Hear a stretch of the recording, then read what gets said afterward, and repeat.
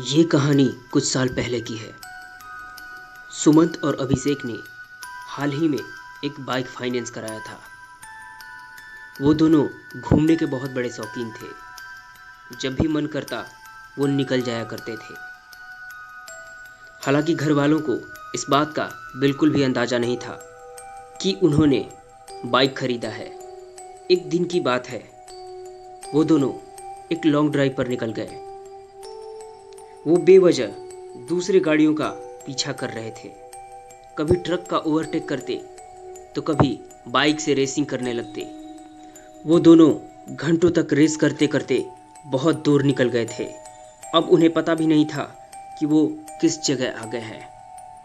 उनकी मौज मस्ती ने अब उन्हें दिल्ली से देहरादून ले आया था। अब शाम हो चली थी। वे दोनों देहरादून चौक घंटाघर के पास रुके। वहाँ उन्होंने कुछ खाया पिया। शाम के 6 बज चुके थे। सुमंत की हालत काफ़ी खराब होने लगी। उसे अब बुखार लग रहा था। सुमंत ने कहा, अभिषेक, अब हमें वापस चलना चाहिए, काफ़ी देर हो चुका है। अभिषेक ने बोला, अरे यार, अभी थोड़ा और आगे चलते हैं, मज़ा आएगा। रात के 8 बज चुके थे। अब सुमंत का बुखार बहुत तेज हो चुका था, क्योंकि वे दोनों दिन भर धूप में बाइक चला रहे थे। अब सुमंत को उल्टी होने लगी और उसकी हालत और बिगड़ने लगी। वे दोनों जिस होटल के पास ठहरे थे, वहाँ कोई भी क्लिनिक या मेडिकल शॉप नहीं था। अभिषेक ने कहा, तुम बाइक पर बैठो, मैं तुम्हें किसी क्लिनिक पर लेकर चलता हूँ। सुमंत को इतनी वीकनेस हो गई कि अब वो उठ नहीं पा रहा था। उसने कहा, ठीक है, तुम यहीं रुको, मैं अभी लेकर आता हूँ। अब अभिषेक घंटाघर चौक से राजपुर रोड की तरफ निकल चुका था। कुछ दूर चलने पर तेज हवाएं चलने लगी और बारिश शुरू हो गई। उसे रास्ते में बारिश की वजह से रुकना पड़ा। अभिषेक काफ़ी घबरा चुका था, क्योंकि देर भी हो रही थी और रात के 9 बज चुके थे। बारिश खत्म होते ही अब उसने अपनी रफ्तार बढ़ा दी। घंटाघर से 6 किलोमीटर दूरी पर आखिर में उसे हॉस्पिटल मिल ही गया।